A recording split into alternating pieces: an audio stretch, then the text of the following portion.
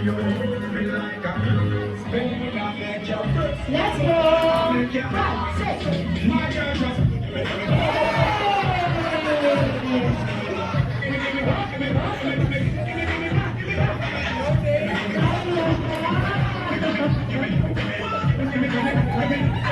Ayan, so wala na ba kayong mga kamay? Okay. Ayan, parang kinulang na. Oh, isa pa lang. Ayan, maawa naman po kayo sa tao sa loob. Talaga na. Okay, so it is now the time to say goodbye kay Grimace dahil babalik na po siya sa McDonald's land. Ayan, so babalik na po!